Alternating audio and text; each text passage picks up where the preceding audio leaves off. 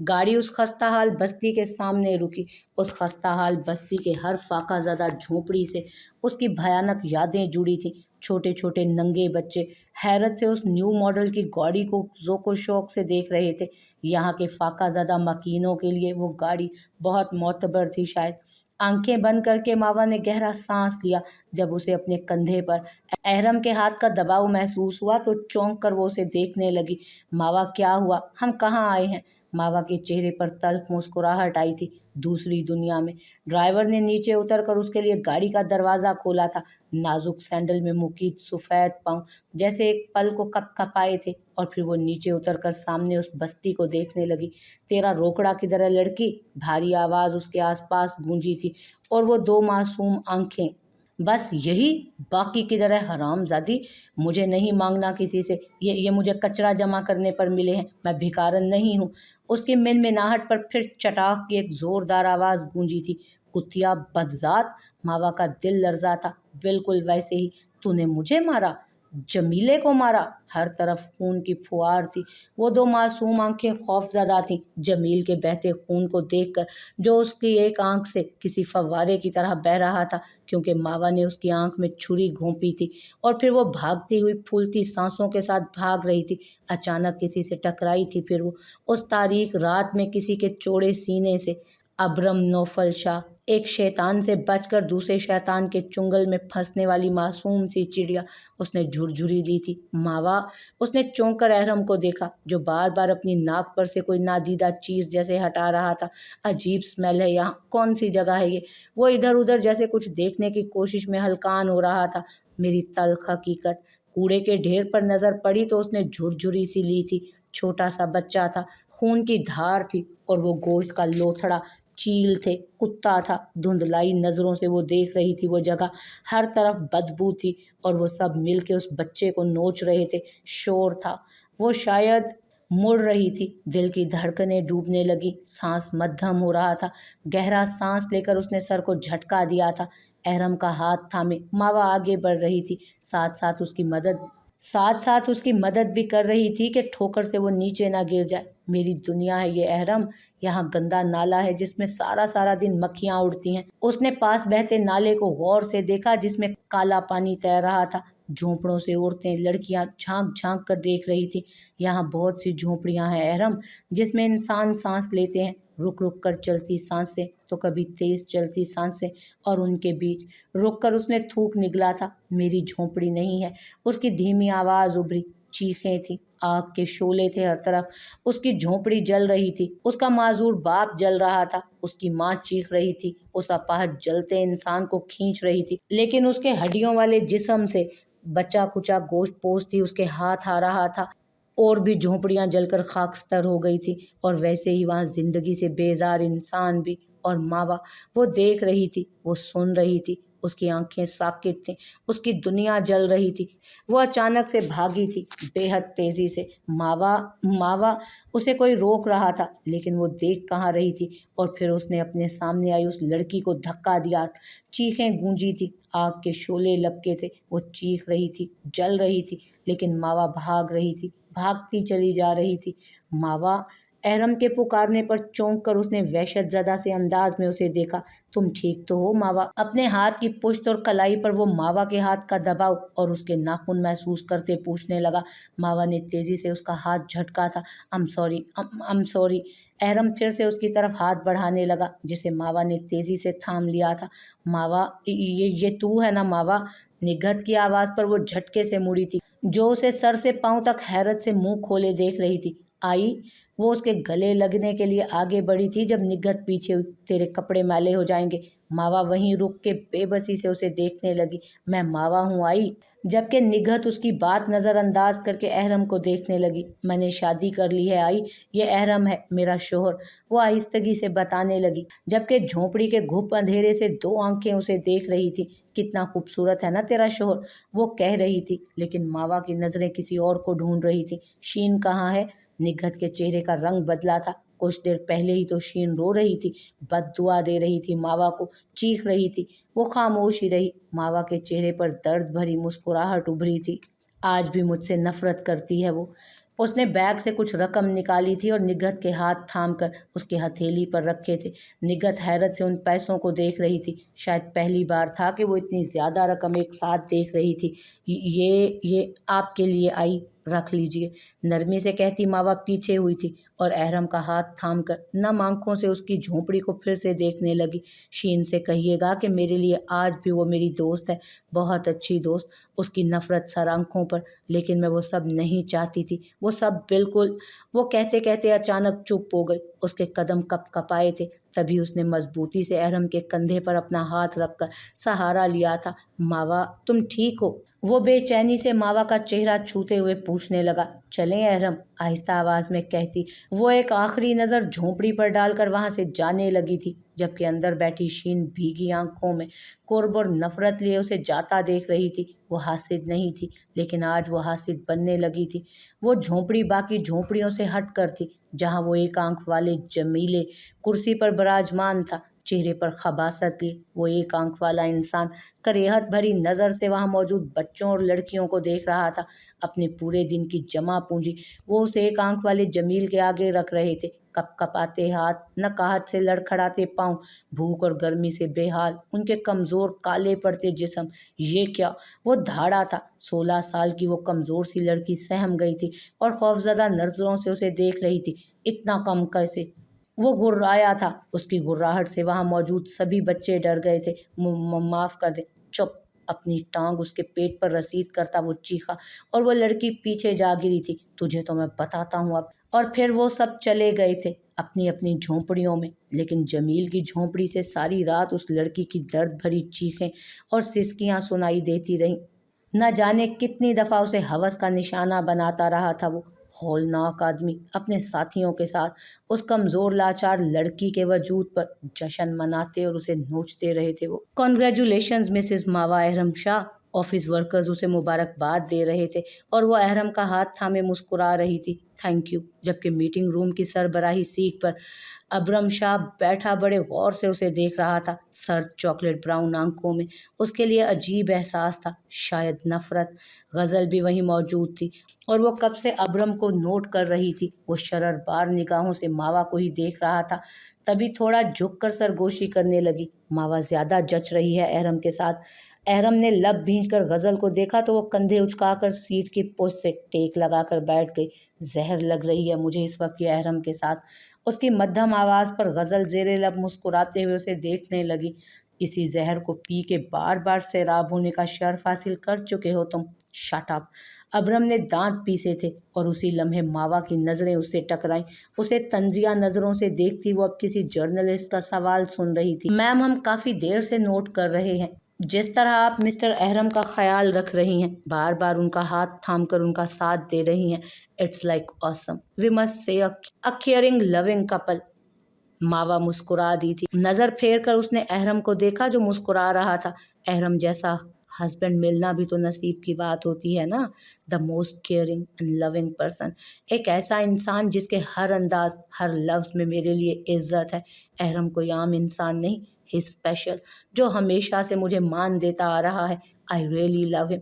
वो मोहब्बत से कहती फिर से अहरम को देखने लगी जिसने उसका नाजुक हाथ अपने लबों से लगाया था। इजहार मोहब्बत बेहतरीन है मावा का अपने हस्बैंड के लिए।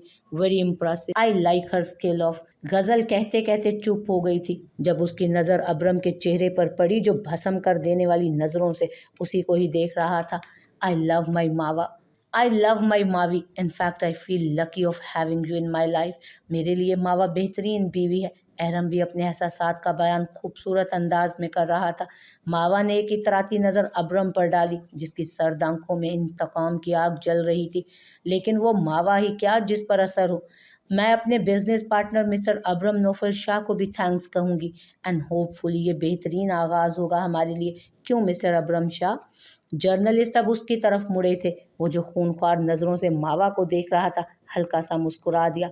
होप सो, एक्सक्यूज़ मी, यक लफ्ज़ी जवाब देकर वो उठकर मीटिंग रूम से बाहर गया था। लंबे लंबे डग भरता वो अपने ऑफिस की तरफ जा रहा था जब अबरक उसके सामने आया था एक फ़ाइल लेकर। ये डिटेल्स हैं मावा मैम की। वो अभी बात कर रहा था जब अबरम फ़ाइल उसके हाथ से झपटने वाले अंदाज में लेते अपने ऑफिस की तरफ बढ़ा। زور سے آفس کا دروازہ بند کر کے اس نے ٹیبل پر پٹکی تھی فائل۔ ڈیمٹ! اپنے بھاری بوٹ سے کرسی کو ٹھوکر مارتا وہ اپنا غصہ کم کرنے کی کوشش میں لگا تھا۔ ماوا ماوا ماوا! اس نے دانت پیسے تھے۔ تمہاری موت تو میرے ہاتھوں ہی لکھی ہے۔ فائل کھول کر اس نے دیکھی۔ نائٹ بار ویٹریس؟ احرام بار میں کیا کرنے گیا تھا؟ وہ تو جاتا ہی نہیں ایسی جگہ۔ وہ کچھ سوچتا ہوا پھر سے کمرے میں ٹہلنے لگا۔ Serial killer? کون کون کون؟ وہ یوں ہی ٹہلتا ہوا سوچے جا رہا تھا جب آفس کا دروازہ کھلا تھا اور ماوا اندر آئی تھی، اور اسی لمحے ابرم جبڑے بھینچ گیا تھا۔ یہاں کیا کرنے آئی ہو؟ جبکہ وہ مسکراتی ایک طائرانہ نظر پورے آفس پر ڈالتی اسے دیکھنے لگی۔ بزدل کا چہرہ دیکھنے آئی ہوں۔ غصے سے ابرم نے اپنی مٹھیاں بھینچ لی تھیں۔ Get lost! وہ تقریباً دھاڑا تھا جبکہ ماوا اپنے کان کو شہادت کی انگلی سے کھجانے لگی۔ آگے بڑھی۔ آہستہ بولو، میں سن لیتی ہوں، بہری نہیں ہوں۔ مجھے قتل کرنا چاہتے ہوگے نا ابھی تم، ہے نا؟ دل جلا دینے والی مسکراہٹ کے ساتھ وہ ابرم کو دیکھ رہی تھی۔ پوری زندگی میں میرا دو خاص شیطانوں سے واسطہ پڑا ہے، ایک جمیلے اور دوسرے تم۔ نکلو یہاں سے تم! وہ لب بھینچے گرایا تھا۔ بے رحم، سنگ دل، سفاک درندہ! وہ کہہ رہی تھی جب ابرم نے جھٹکے سے اس کا جبڑا بھینچا تھا۔ چپ رہو تم! اسے دیوار سے پن کرتا وہ پھر سے گرایا۔ محبت کے نام پر نوچنے والا بھیڑیا!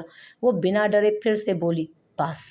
اس کے جبڑے پر اپنے ہاتھ کا دباؤ بڑھایا تھا ابرم نے، جبکہ ماوا بنا کچھ بولے اسے دیکھے جا رہی تھی، جیسے اسے کچھ محسوس ہی نہ ہو رہا ہو۔ ان آنکھوں میں قرب کے سوا کچھ نہیں تھا، اور بالکل اچانک ابرم نے اسے چھوڑ کر پیچھے قدم کیے۔ کسی احساس کے تحت اس نے نظریں چرائی تھیں، جبکہ ماوا کے چہرے پر زخمی مسکراہٹ بکھری تھی۔ 2 قدم وہ ابرم کے قریب آئی۔ مجھے سب یاد ہے ابرم، سب۔ ابرم لب بھینچے اسی کو دیکھ رہا تھا اب۔ میں جھکی تھی، تمہارے بالکل سامنے جھکی تھی، محبت پر مان تھا تبھی جھکی تھی۔ وہ اذیت یہاں! اس نے اپنے دل کے مقام پر شہادت کی انگلی رکھی۔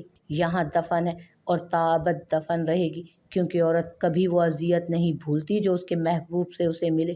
میرے بھائی کو بیچ میں لا کر تم نے صحیح نہیں کیا ماوا، حساب تو پورا لوں گا اس کا میں تم سے۔ وہ دانت پیستے گرایا تھا۔ ماوا نے اس کے دل پر اپنی شہادت کی انگلی رکھی تھی۔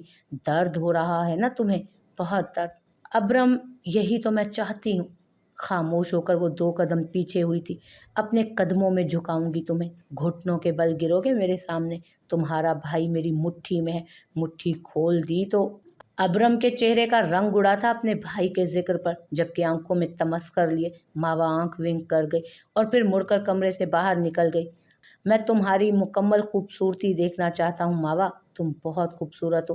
میں تم سے بے باک محبت چاہتا ہوں، جس کی کوئی حد نہیں، کوئی سرحد نہیں۔ ہم لباس ہیں ایک دوسرے کا، لیکن اس بیڈ شیٹ کے نیچے میں تمہارے اور اپنے بیچ کوئی فاصلہ نہیں رکھنا چاہتا۔ بہت زیادہ محبت اور عشق کی آخری حد یہی ہے کہ ہم میں کوئی پردہ نہ رہے، ہم محرم بنے ہر حد پار کر کے۔ وہ چلتی جا رہی تھی، سانس بند ہوتی محسوس ہو رہی تھی اسے، آوازیں اس کا پیچھا کر رہی تھیں، ماضی کے نہا خانوں میں سے جھانک جھانک کے اسے جھنجھوڑ رہی تھی۔ آنکھیں بھیگی تو سامنے کا منظر بھی دھندلانے لگا۔ تبھی پلکیں جھپک کر اس نے آنسوؤں کو پیچھے دھکیلنا چاہا اور لفٹ کا بٹن دبا کر اندر داخل ہوئی۔ عورت محبت تو ایک ہی بار کرتی ہے، لیکن وفا وہ بار بار نبھاتی ہے، اور اسے وفا نبھانی تھی احرم سے، اپنے شوہر سے، کیونکہ وہ بیوی تھی اب اس کی۔ لیکن اس کا انتقام ابھی باقی تھا، ابرم نوفل شاہ سے۔ بے حد محبت کے بعد بے حد نفرت ہی انتقام کی آگ کو بڑھاوا دیتی ہے، اور ماوا کے لیے ابرم شاہ اب صرف انتقام ہی تھا۔ احرم کی بیوی کتنی خوبصورت ہے نا، تم نے دیکھا نا غزل؟ کشمالہ بے حد محبت سے اس لڑکی کا ذکر کر رہی تھی، جبکہ غزل نے منہ بنا کر آنکھیں گھمائی۔ تھی تو کوڑے جمع کرنے والی بھکارن ہی نا۔ یہ کیا بات ہوئی غزل؟ کشمالہ نے کڑے تیوروں سے اپنی بیٹی کو دیکھا تھا۔ میری پرورش ایسا بولے گی، میں نے کبھی نہیں سوچا تھا۔ غزل سر کھجا کر سامنے پڑے کیک سے انصاف کرنے لگی۔ احرم بہت خوش ہے ماوا کے ساتھ، ماشاءاللہ بہترین جوڑی ہے، کشمالہ پھر سے کہہ رہی تھی، جبکہ غزل منہ بنا کر اپنا موبائل دیکھنے لگی۔ آپ کو تو کوئی اچھی ہی نہ لگے، ایک بار اچھی لگ گئی تو بس، تعریفیں ختم نہیں ہوتی۔ بیٹا وہ بہت اچھی لگی ہے مجھے، بہت اچھی بچی ہے، اللہ اس کے نصیب اچھے کرے۔ کشمالہ کے لہجے میں اب بھی محبت تھی اس اجنبی لڑکی کے لیے، اور کتنا نصیب اچھا کرے اللہ اس کا۔ بھکارن سے وہ احرم کی بیوی بن گئی، جھونپڑی سے وہ شاہ مینشن میں پہنچ گئی، احرم کی پراپرٹی کی مالک بن گئی ہے۔ غزل کے لہجے میں ماوا کے لیے حقارت تھی، جبکہ کشمالہ حیرت اور غصے سے اپنی بیٹی کو دیکھ رہی تھی۔ شرم کرو غزل، مقام شرم ہے تمہارے لیے، یہ میری پرورش ہے جو تم میں بول رہی ہے۔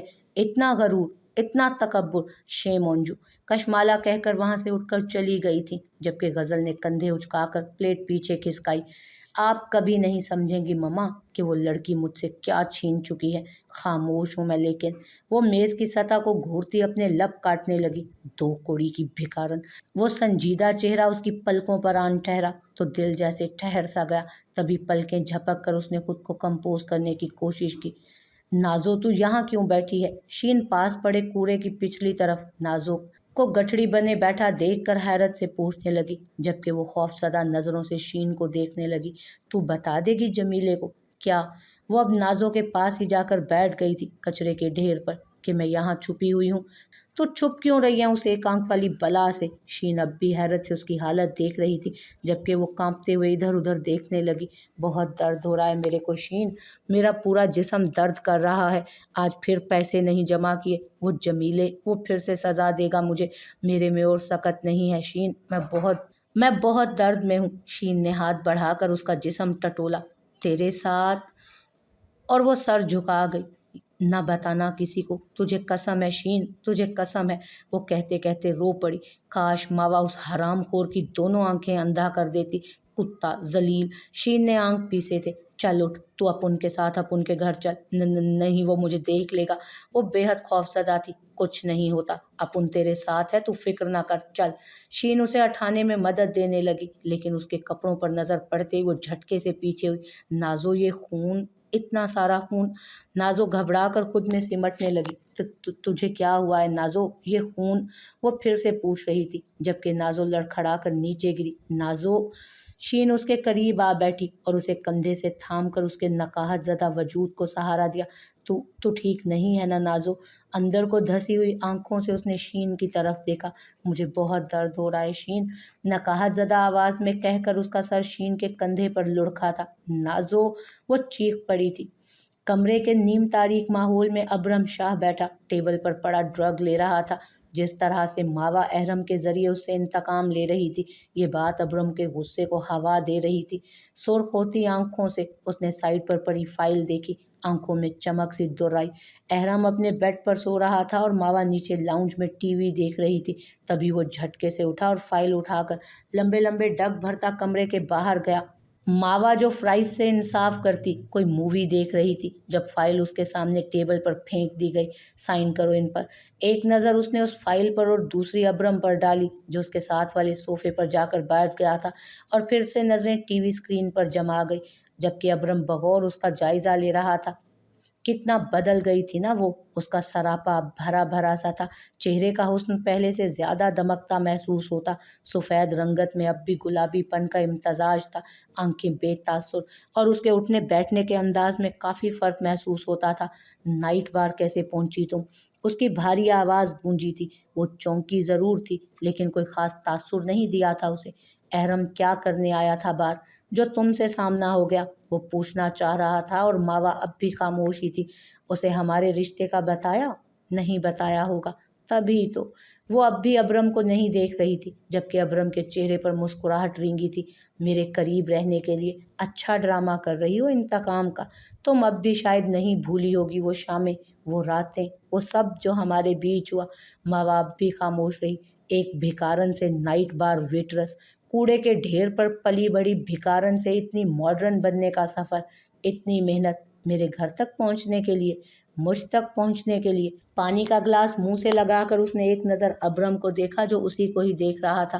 گلا کھنکار کر وہ گلاس رکھ کر اپنی جگہ سے اٹھ کر سیڑھیوں کی طرف جانے کے لیے مڑی تھی۔ میں جواب کا منتظر ہوں۔ ابرم کی آواز پر اس کے قدم رکے تھے۔ وہ مڑ کر ابرم کو دیکھنے لگی، جو صوفے پر آرام دہ انداز میں بیٹھا اسی کو دیکھ رہا تھا۔ چھوٹے چھوٹے قدم اٹھاتی وہ ابرم تک آئی تھی۔ ابرم کی طرف جھکتی وہ اس کی آنکھوں میں دیکھ رہی تھی۔ تم کیا چاہ رہے ہو اس وقت مجھ سے ابرم شاہ؟ وہ طنزیہ انداز میں کندھے اچکا گیا۔ کیا پھر سے وہ وقت چاہتے ہو تم ابرم شاہ؟ बिना डरे उसकी आंखों में देखती मावा पूछ रही थी, जबकि वो नशे से भारी होते सर को झटकता अपनी जगह से उठ खड़ा हुआ। मावा उसका रास्ता रोक गई। क्या? कहाँ? जवाब नहीं चाहिए अपने सवालों का तुम्हें? बार बार हमारे बीच जो हुआ उसका हवाला देकर तुम प्रूफ क्या करना चाहते हो अब्रम? कि मैं तुम्हारे भाई से बेवफाई की मुर्तकिब हो जाऊं? यही? मुझे तुमसे कुछ नहीं चाहना, सामने से हटो। अब्रम नागवारी से कहता आगे बढ़ना चाह रहा था, जब मावा फिर से उसके सामने आ गई थी। अब भी भिखारन हूं मैं, और आज भी मेरे वजूद में वही बदबू है, कूड़े के ढेर की बदबू। बहुत बदबूदार हूं मैं अब्रम शाह, सूंघो मुझे। वो 2 कदम आगे आई थी, जबकि अब्रम बौखलाकर 2 कदम पीछे हुआ था। उसी कूड़े के ढेर पर तुम्हारा बच्चा भी पड़ा हुआ था, जिसे चील और कुत्ते आकर नोच नोच के खा गए थे। वो अब भी अब्रम के करीब जा रही थी, जबकि अब्रम उसे हैरत से देखता पीछे जा रहा था। नोचने मुझे भी आए थे, लेकिन तुमसे अपना और उस मासूम जान का बदला लेने के लिए मैं जिंदा बच गई। पीछे रहो मावा। अब्रम को उस लम्हे मावा की सर्द आंखों से वाकई डर लग रहा था। कूड़े का ढेर वो वाहिद जगह है जो हर रोज गवाह बनता है कैसे संभाले बच्चों का ढेर वहां गिरता है, और कैसे चील कौवे कुत्ते और कीड़े मकोड़े उन नन्ही जानों को नोचने आ जाते हैं, और भेड़िए नुमा उनके सो कॉल्ड बाप सीना तान के सड़कों पर चलते हैं, और जब उस कूड़े के ढेर के सामने से गुजरते हैं तो अपनी नाक पर टिश्यू रख के उस बदबू को खुद से बचाते हैं। वो बदबू उसी भेड़िए के गले से बच्चे की होती है। मैंने देखा कैसे नोच रहे थे उसे। तुम्हारा था वो बच्चा अब्रम, तुम्हारा। वो आंखों में वहशत लिए सरसराती आवाज में कह रही थी, जबकि अब्रम लब भींचे पीछे हुआ। मावा दूर रहो मुझसे।